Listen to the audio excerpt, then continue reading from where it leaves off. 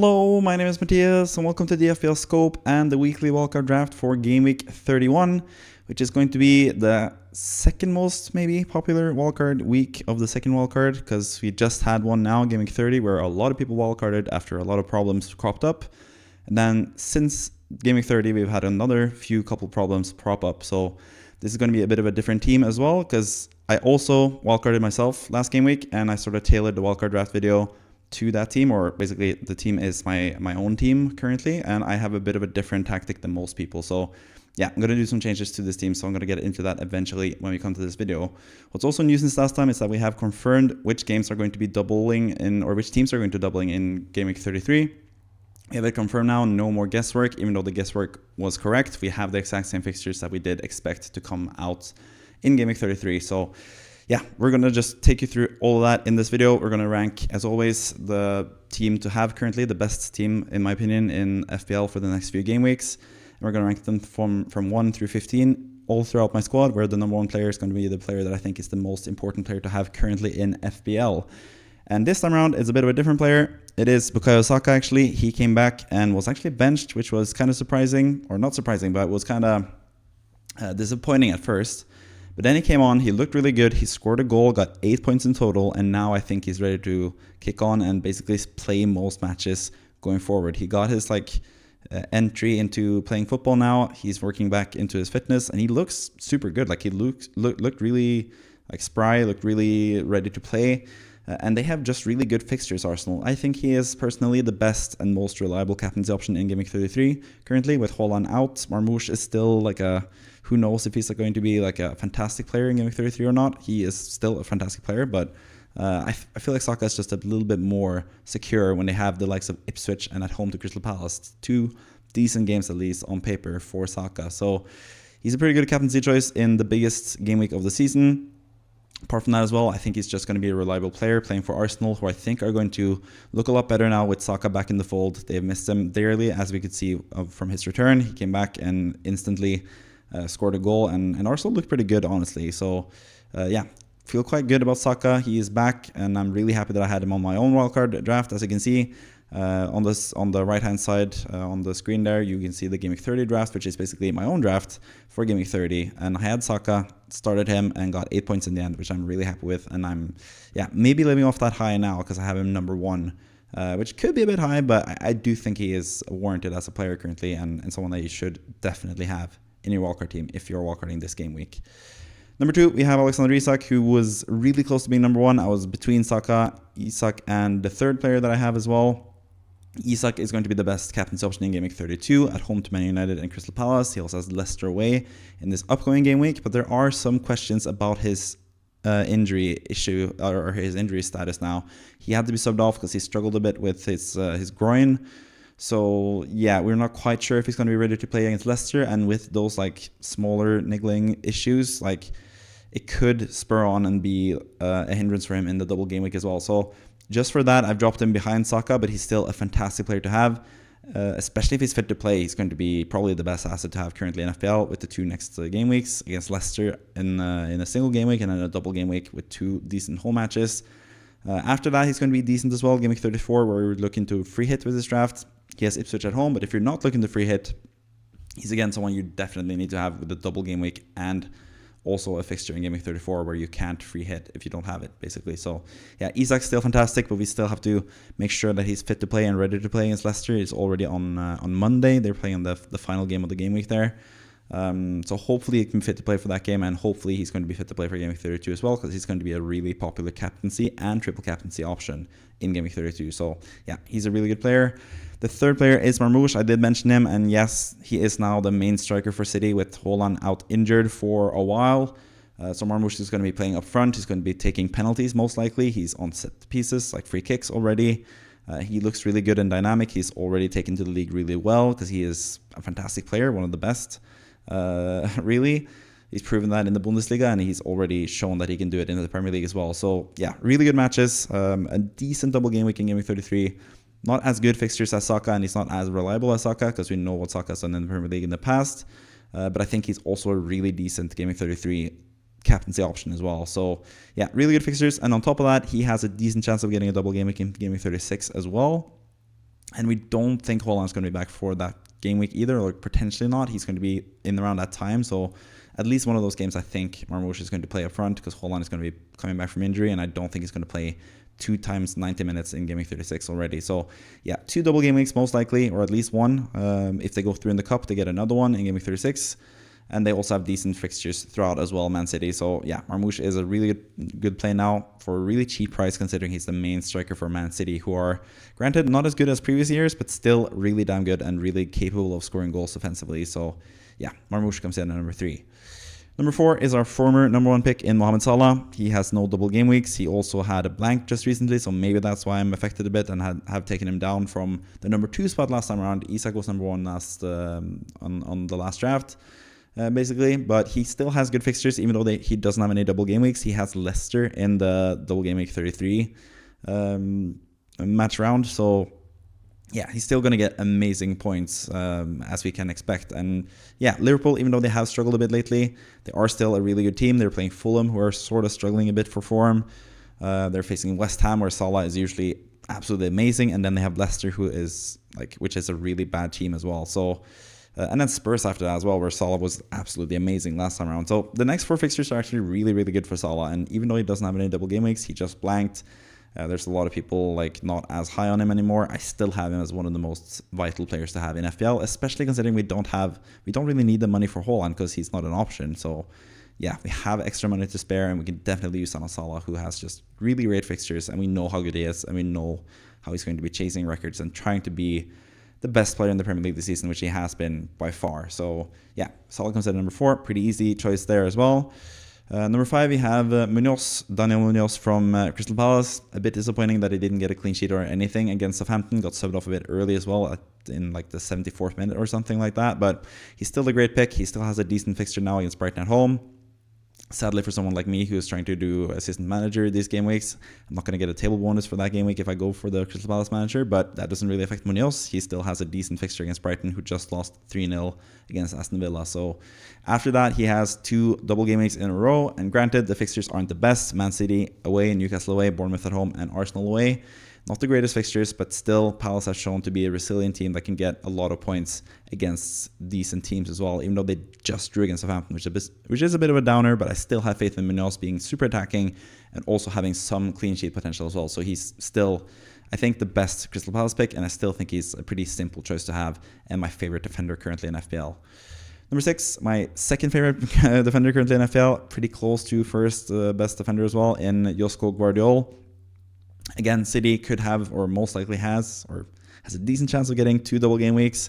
Also have really good fixtures. Yes, they blank in 34, but this draft is with Game Week 34 free hit in mind. I'll talk a little bit about at the end of the video what I would do if I didn't have the free hit left. But if you have the free hit left, I think Game Week 34 is the best game week by far to use it, because it's going to be a blank for so many players that you want to have in the game weeks prior to that. So yeah, but that aside, Gvardiol is still a really good player. Sometimes he plays more attackingly. He's been playing more as a center back lately, but that's pretty good for bonus. He can still score from set pieces as well, even though he's not playing as offensively minded in some of those games. But right now they just have so many injuries that he has to play central defender sometimes, or most of the time really, which is a bit of a shame. It does cap his attacking output a little bit, but he's still a decent attacking threat. He's still a really good bonus player as well, especially as a center back actually, and he has a decent chance of getting some clean sheets because Man City are looking better and better. I don't really know about Rodri, if he's going to come back at some point. Maybe he does, and if he does, they're going to be a lot better defensively as well, so that could also help City at the end of the season as they're trying to chase and just keep up with the top 4, top 5 basically, and secure that Champions League spot for next season, which is looking pretty likely that they do now with the points that they have and how they're looking decently lately at least. So yeah, Gvardiol, not an ideal pick. He's a bit expensive, but at the same time, he's worth it because he is super nailed. He's going to play every game for City most likely, which is a rarity for any City player, as we know from Phil Foden this past game week. So yeah, he's just a really secure player with playing for a really good team. At the start of the season, I had him as my favorite defender by far in the game, and currently it's not much worse than what I thought of him back then either. So yeah, goal threat, clean sheet potential, and playing for a really good team with 2 double game weeks potentially. So at least 1, which is confirmed now. So Gvardiol comes in at number 6. Number 7, we have Sarr, and this is a bit of a difference from the last draft that I did, where I only had 2 Crystal Palace players in Game Week 30 because I had that was my own draft, my own wildcard draft, where I am using Assistant Manager from Game Week 31 through Game Week 33. But since we're wildcarding now with this in this video, we are projecting a wildcard draft for Game Week 31. We can't use the Assistant Manager chip at this moment in time, so we can fill up with 3 Crystal Palace players, which I think is almost essential. Not essential completely, but since they just had a pretty bad game against Southampton and they do have some tough fixtures, but I think there's just tremendous value in Crystal Palace, who have shown in the past that they can be really good at the end of the season and in these types of games as well. So yeah, Sarr, I do prefer him over Eze, not only for the price, but also because he's looked a bit more threatening and offensive lately. He has better underlying stats, and even though I have bad experiences with Sarr in the past this game week, or this season I should say, I still think he's a really good player. And sometimes, like, especially in these types of games where they are more likely to play on the counter-attack, he could be really good with his speed and his natural abilities going forward. So yeah, Sarr, really good pick as well. And yeah, someone that I wish I could have on top of having all the other Palace players and Assistant Manager myself, but I can't. But anyone wildcarding in Game Week 31, I think he is a pretty easy choice in midfield, so he comes in at number 7. Number 8, we have William Saliba, who is new since last time as well. As you can see with Sarr, he's marked in green. Saliba also with a green font on his name, or green color on his name. And that's because Gabriel Magalhaes was the better pick last week, but now Gabriel is injured, potentially longer term. It seems like he's going to miss both matches against Real Madrid, which is going to take him out of Game Week 33 as well, which is the main reason people have Arsenal defenders in the first place, because they have a double game week against Ipswich and Crystal Palace in that game week. So yeah, Saliba comes in as the replacement for Gabriel. And we saw last time Gabriel was injured, Saliba actually stepped up and scored some goals. Maybe that can happen again. It feels like Saliba sort of takes over that main attacking threat from set pieces role when Gabriel is out, and I think that's going to benefit Saliba. On top of him just being a safe player, he is fit to play. He's the only Arsenal defender you can trust really now, because Gabriel is out injured. Timber also has an injury issue. We know Luis Kelly's in midfield. You can't even choose him in defense. Timber, I mentioned, he has a bit of an injury issue, and also Ben White just got injured. Calafiori is out injured. Kivior, you can't really trust for anything at all. So Saliba is really the only defender, apart from the goalkeeper, that you can trust from the Arsenal defense, which is the best defense in the league still. Even though they are going to miss Gabriel, that's going to hamper them defensively. I still think they can keep a clean sheet for sure, even though they did concede late on in this past game against Fulham, which sort of deleted the clean sheet for Saliba and Raya, for example. So yeah, I think Saliba is going to step up. He's going to be a pretty easy like-for-like replacement for Gabriel, and I think it makes sense to have him in the team, so he comes in at number 8. Number 9, we have Morgan Rogers, who I also had in the draft last time around, and I had in my team, and he got a monstrous score, or monstrous, I should say, 11 points. I think he got, which is still really, really nice. I know he's been a huge troll for most people, but for me, he's actually been really productive, and he helped me once again this time around. And I pick him over the other Aston Villa midfielders because I just trust his minutes more. He plays every single game, and I can't really say the same for Rashford and Asensio, even though they both also delivered against Brighton. Asensio is someone that I did consider, but Rogers, he's also cheaper. He's completely nailed, and he's shown now, especially with this game as well, like what a wonderful pass for that 2-0 goal. He looks really good. Rogers, he's looked good all season. So yeah, Southampton in Game Week 32, which is a really nice fixture, and then the double game week against Newcastle and Man City. Again, not the best fixtures, but it is a double game week, and Rogers can do some damage there. So yeah, Rogers, I think is still a great pick. He's really cheap still. And he's just a wonderful player to watch, in my opinion, even though a lot of people are really mad at him for FPL reasons, but I'm not one of them. I've been really happy with him this season. So yeah, Rogers comes in at number 9. Number 10, we have Jean-Philippe Mateta, and he's been looking not as good lately. I had him all the way up at number 4 for the Game Week 30 draft going into that game week, but again, he was subbed off before the hour mark. Didn't score a goal, didn't assist. He did have some nice chances, however, so he is going to get some chances. He's missed actually quite a few big chances this season. But he's also been in really good form not too long ago before his ear injury. So I'm hoping that he's going to be back into full fitness and ready to play 90 minutes soon. It might be just that he is a bit affected by the head injury that he had. Maybe he's holding a bit back. Maybe he's not completely fully back in the rhythm of things. But I don't know. I still think he's a decent option though, or a good enough option to be in my wildcard draft. But I did consider dropping him and having Watkins instead. But again, Watkins is not really a sure thing either. He was benched this past game week. I do think that is just resting for him because they had a decent fixture, Aston Villa. But yeah, I'll get back to Watkins later. But Mateta, for what it's worth, 2 double game weeks is the main selling point. I still want to triple up on Crystal Palace just because they have more matches than anyone else, especially if you're free hitting in Game Week 34. So it just makes sense for me to have Mateta still in the team, even though he is slightly worrying me with his recent form and not really playing 90 minutes as he used to. But I think that's right around the corner. Brighton at home should be a decent opportunity for him to get back into the swing of things. So still keeping faith in Mateta, but not as much faith as I have had him in before. But still good enough to be in the team as the number 10 pick. Number 11, we have David Raya still in goal from Arsenal. Again, like Saliba, he's the only secure defensive asset there because of injuries and rotation risks. We know that's not the case for Raya or Saliba. So I still think he's the best goalkeeper to have for that game week in game week 33. But I also did consider not having Raya and having another midfielder instead, who I'm going to talk about later on in the video as well. But Raya, again, playing for the best defense in the league with a double game week against Ipswich away and Crystal Palace at home. Basically, most of the things that I said about Saliba counts for Raya as well, except for the goal threat, but with an added save bonus, I guess, and potential penalty saving points, which we've seen in the past. And also, if he happens to score for some reason, if he comes up late in the game to score a goal and he manages to do it, he would get 10 points.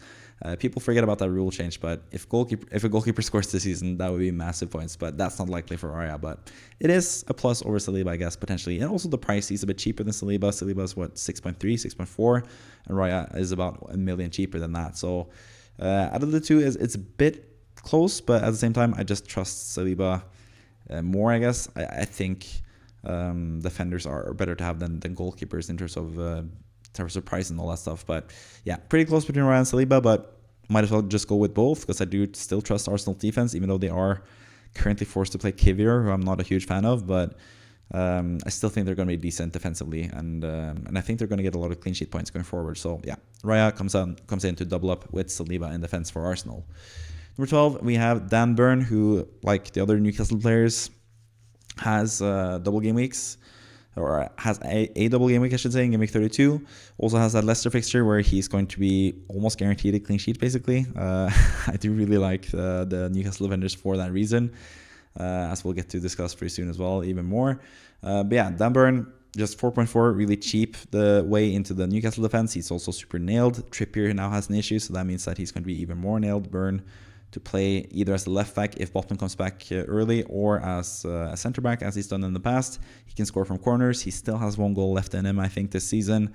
So I think he's going to be a decent player to have for the end of the season in general. Yeah, just really cheap, double game week, not even a blank in game week 34 if you are worried about that.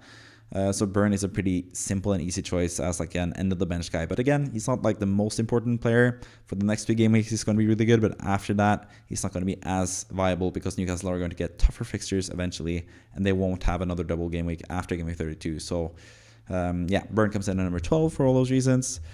Number 13, we have another Newcastle defender. I did mention that I do like the Newcastle defenders for the next 2 game weeks in particular. Leicester is almost a given as a clean sheet, so you can just play Pope this game week against Leicester rather than playing Raya against Everton.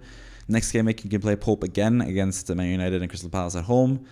And then after that, you can just go with Raya from game week 33 onwards, apart from game week 34, which is going to be free hit, or you can choose Pope if you don't have a free hit as well. So I think the Raya-Pope combination, even though it is very expensive, is really nice for the end of the season. We have some extra money in the bank now, so why not spend it some extra on goalkeepers and have the best possible rotation for the doubles that are coming up and stuff. So yeah, I think Pope and Burn just as a double up for Newcastle's defense. The next 2 game weeks is going to be fantastic. Man United are struggling to score at the minute. Leicester are just terrible offensively. They haven't scored barely at all this season, or especially in 2025. And then the Crystal Palace game, who knows what's going to happen there as well. So yeah, quite like Pope and Burn as a double up there. But after the next 2 game weeks, they're going to be not as important to have because they're going to have tougher fixtures and also no doubles. But yeah, they still warrant a place in the team. Doubling up on the Newcastle defense this time around because the Leicester fixture is just so appetizing. So yeah, let's move on to number 14. That's going to be Savinho, who I'm not quite sure about. I have him as a new player in the squad. I have him as number 14th pick because I'm not 100% certain he's going to play most matches or play every match especially. But he seems decently nailed, and he's also looking better and better. Got an assist this past game. He's looking quite good offensively. It seems like he has a pretty certain role in the team now with Haaland out as well. There's no competition, or less competition on the wings. Should also be noted though that Oscar Bob is back, so he could be someone that bites or like sort of chews into the minutes of Savinho. So that's why I'm a bit unsure about him. I have him as the number 14 pick for that reason. But Bob is also going to work himself back into fitness. So by the time game week 33 comes around, I'm not sure Bob is going to be ready to play and start games. So I still think Savinho is going to be more preferred. But the Oscar Bob thing is looming a bit. So maybe you could also go with Bob as well for a really cheap price, but he's also not certain to start at all. So I think Savinho is more nailed than Doku as well. He can play on both wings, which is a huge plus for Savinho. Despite Bob being back and also with Marmoush playing up front, he's not going to be a danger to him playing on the left. So yeah, I think there's enough upside with Savinho to have him. You've also seen him be quite explosive in the past with 3 assists in the same game against West Ham, for example. So he has some decent upside. We have another City spot open because we don't really see any other, apart from Gvardiol and Marmoush, it's tough to see any other City assets that are good. Maybe Ruben Diaz in defense if you really like their defense, for example. But yeah, might as well just make use of the 3 City spots and have Savinho for now. And let's just see what happens and develops later on in the season, I guess. But he's looked pretty good. Plays for a really good team that are trying to win every game for the rest of the season, and they are capable of doing that as well. We've seen that in the past from Man City. So I think there's enough upside in Savinho to have him in the squad, so he comes in at number 14. Number 15, the final player in the squad is Konsa. He was not part of last week's squad, which was my own wildcard squad because I'm not bench boosting in these next upcoming game weeks. But this draft basically is with bench boosting game week 33 in mind. If you look at game week 33 here, I have some pretty good players for that game week. You also get some extra transfers to bring in some more players, but we have basically everyone except for Burn, Pope, and Salah and Isak are doubling in game week 33. And you can also always just sell those Newcastle players since they're past their double game week at that point. So yeah, you're going to be able to have maybe 14 out of 15 double game week players for that game week, and the last one being Salah, or I guess you would have 13 out of 15, and the last one being Isak and Salah, or Pope and Salah, or Burn and Salah, or whatever you want to do there. So yeah, bench boost is going to be pretty nice, and with bench boost in mind, we want to have someone doubling, even though it is Aston Villa playing 2 difficult teams again in Newcastle and Man City. Who knows what can happen? Konsa can score a goal or 2, or goal at least, maybe not 2, that would be a bit much. But he can get clean sheets. He also has the Southampton fixture in game week 32, which is nice. So yeah, just a safe option, pretty cheap, playing for a team that has a double game week. We have 2 Aston Villa players now on the team, and we have 1 spot open for Watkins, for example. You could transfer Isak to Watkins and have triple up on Aston Villa in game week 33 as well.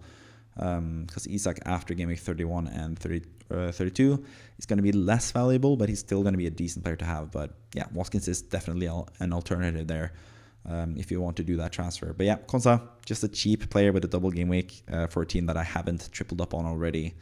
So he makes sense, I guess, as the final pick. So yeah, he goes in at number 15, and he's also a new player. You can see Konsa, Pope, Saliba, Sarr, and that's it basically for new players. And Savinho, that's 5 players that are new, which means that 5 players have dropped out since last time. So let's talk about those guys and talk about why I have dropped them since the Game Week 30 draft that I made for my own team. First and foremost, we have Gabriel Magalhaes. That's pretty simple. He is injured. We can't trust him to be fit to play for Game Week 33 or any other game weeks before that, obviously, either. So yeah, he has to drop out. Saliba is the likely or the easy replacement there. Gordon as well. I'm a bit less sure about him being able to start against Leicester. It's a bit of a shame that he was suspended for this prior game, because that would have been a nice indication if he was ready to start or not. But I just don't feel quite secure enough to have Gordon. If he's not going to play for one of those 2 games in game week 32, then especially if he's going to miss Leicester and then going to be a doubt for game week 32 as well going into that game week, I don't know. It's just too much uncertainty with him. So I just like better the certainty of having 2 defenders in Pope and Burn for game week 32 and getting that clean sheet potential as well. So yeah, Gordon drops out for that reason. I'm just a bit unsure about him, but if you get some positive news, you could definitely have him in the team as well. He's someone that could replace Savinho if you find the money for that. And obviously you would have to drop Pope, I guess. Pope down to Areola and then Savinho up to Gordon. You could do potentially, but then again, Areola's not the best for game week 33 bench boost if you're looking to do that either. But yeah, Gordon definitely a candidate to be in the team, but the injury doubt and stuff and not being certain if he's going to play or not makes me not fully trusting in him, especially when we have such good options defensively for Newcastle as well in Pope and Burn for those next 2 game weeks. So yeah, he drops out. Anthony Elanga I included in my own team, and I was super happy to see that not only did I have him and he scored against Man United in the revenge game, that was a huge reason why I had him, but also the fact that almost no one else had him at all. And I think that's down to the fact that I am using the assistant manager chip, and I'm having, or in my own team I didn't have Sarr, and that led me to have another spot open for a really cheap price. I could have gone with Murphy, but I did just have more faith in Gordon. So in the end, Elanga was the best choice for me at that price point, and he did really, really well for me and my draft basically. But now he's not only passed Man United at home game, which I really liked for him at his old against his old team, where he did score and looked really nice. But also I also have the possibility here, or in Game Week 31, I would not assistant manager in these game weeks, so I have the opportunity to have triple up on Crystal Palace. So Ismaila Sarr is just makes a lot of sense as his replacement. I guess you could have Elanga still over Savinho. He's a bit more safe in that regard, but he also has no double game weeks, as we know now, with the double game weeks confirmed. So yeah, he just loses out to Savinho, I guess, because of that. But he's still a really good option. I still really like Elanga. He's in really good form. It seems like he is sort of benefiting from Chris Wood being out. He's been really good the last 2 games without Chris Wood. So yeah, Elanga is going to be a huge threat for Nottingham Forest, who are going to be even more thinking about winning on counterattacks, where Elanga is absolutely amazing as he showed against Man United. So he's still a really good pick, really underrated pick, really lowly owned pick as well. He is just shown to be a really good player. So really happy to have him in my own squad, and you should be decently happy to have him in your squad as well if you do quite like him as a player for this game week. And then finally, the 2 other players that I've dropped out are 2 West Ham players. Didn't look the best against Wolverhampton West Ham, and I just wanted to have, since I did drop Gordon, I had that spot open for Pope in the goal for this draft. That means I had to drop one of the goalkeepers, and I dropped Areola because, yeah, both West Ham, they don't have a double game week in Game Week 33. They might have a double game week in Game Week 36 if Nottingham Forest beat Man City in the Cup. But yeah, I just had the money to spare in this draft to have Pope over Areola, and with the double game week and the Leicester fixture especially, I just prefer Pope in general. But Areola at least plays. That's something that I can't say about Tortibo, who for some reason I picked on my wildcard draft as the 15th pick. I didn't really have too much faith in him. He was just like a cheap throwaway guy that I thought was going to be secure to play for West Ham with a potential for a double game week. But now he didn't start and didn't play at all against Wolverhampton, so I'm a bit unsure if he's going to play going forward, even though he is a much better defender than Mavropanos. I don't know. He was dropped for some reason. I can't really figure it out. So yeah, but if you're not going to play and you're already playing for a pretty weak team, there's no reason to have him. And I have some other alternatives as well if you're looking for a cheaper defender. So yeah, with all those players, the drop players out of the way, we have one thing left to talk about, and that is the players on the cusp. I usually or always pick out 3 players that I were close to making the team but didn't for some reason. 1 in each part of the team, 1 defender, 1 midfielder, and 1 forward. So let's talk about that before we end the video. First and foremost, Ollie Watkins. I did mention him when I brought in Mateta as the number 10 pick. Watkins, I do think the fact that he was benched was just a rest. I think he's going to play going forward as a striker, and that would be really nice against Southampton especially, and then the double game week after that. I think Watkins could be a really nice pick to have now. So I do understand why people would go from Mateta to Watkins, but just down to the fact that Mateta, he has a better fixture in game week 31 first and foremost, and then he has 2 double game week fixtures, or 2 double game weeks in a row, I should say. So yeah, I just prefer Mateta slightly, but Watkins is also definitely my thinking, and I think he is going to start most games going forward. But they have also really congested schedule. They were sort of lucky to play a Brighton team that had just lost in the Cup and went out of the Cup as well. So yeah, I think Watkins is still a decent pick. I don't think he's going to be dropped for for not being good enough at least. If he's dropped for some reason, it would be because they need him rested and fully fit for those matches against PSG in the Champions League, which is the only slight doubt I have about him. And I just really like Mateta still, even though I have him not quite highly ranked as last time around. But yeah, Watkins is a decent option. I did mention that I was considering maybe dropping Raya for another Arsenal midfielder, and that Arsenal midfielder, or attacker I should say, because he is playing as a striker now, is Mikel Merino, who scored once again, 2 game weeks in a row where he has scored. I also think the inclusion of Saka back into the Arsenal squad is going to be really helpful. Saka has wonderful crosses into the box, and that is perfect for Merino, who's such a good player in the box and such a good goal scorer in general, I think. I feel like Merino is really underrated for some reason. Like, he's sort of designated as a flop after the season. A lot of people are down on Arsenal, but I think Merino is getting better and better as he's scoring more. Reacquainted, I should say, to the league, because he played it for Newcastle in the past. But yeah, I think Merino is really good. It seems like he's got that striker position nailed for Arsenal, which is really good, especially with Saka coming back. So really tempted to have him in. I could potentially drop Raya and have Merino in midfield rather than Savinho as well. That is a decent option there. And I'm looking at potentially, when I'm selling Gvardiol, myself in Game Week 33 most likely, I might just go to, for example, Ruben Dias in defense and then have Merino in attack. So you could do that as well. Rather than having Saliba and Savinho, you could have Ruben Dias and Merino instead, if you prefer that. So yeah, I quite like Merino. He is playing as a striker and he's scoring goals for Arsenal, and I think that's going to be even better now with Saka into the team. Saka and Ødegaard playing alongside each other is always a good thing, and we haven't seen that enough from Arsenal this season, so I think they can be really good attacking wise. I'm sort of talking myself into having a double Arsenal attack in this video, but yeah, that's definitely someone you can consider. And then finally, Agbado from Wolves. Wolves have really good fixtures. They haven't really been talked about that much because they don't have any double game weeks or any chance to have a double game week, but they have really nice fixtures. They showed now against West Ham that they are a decent team, even though they are pretty bad in the league. They have grown to become a decent team under Pereira as their manager.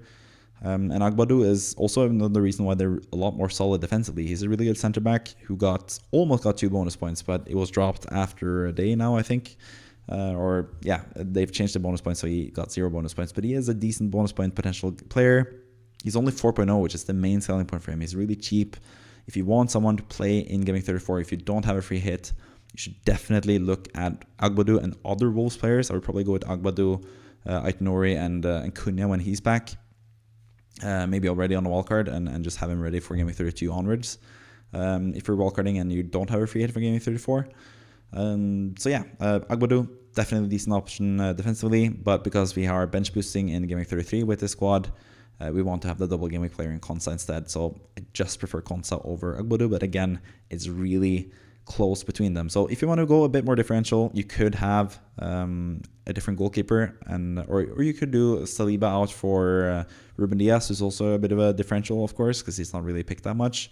And then have Merino in midfield over Savinho, and you could also have Agbado over Konsa, for example, as like a decent other draft or slight variation where you have more variety in the players. You don't have the same template picks as most people have, because Savinho and Konsa are getting more and more popular as things go. And Saliba is going to be a really popular pick on the wildcard as well for Game Week 31. So he's also going to be a pretty template pick for anyone wildcarding now, or later for that matter, if Gabriel is out for a long time. So yeah, with all that out of the way, I think, again, I usually sum up if Game Week 31 or the game week that I'm in is a good game week to wildcard. And I think definitely if you haven't wildcarded already, if you didn't wildcard in Game Week 30, I think this is definitely the way to go now. We have the double game weeks confirmed already.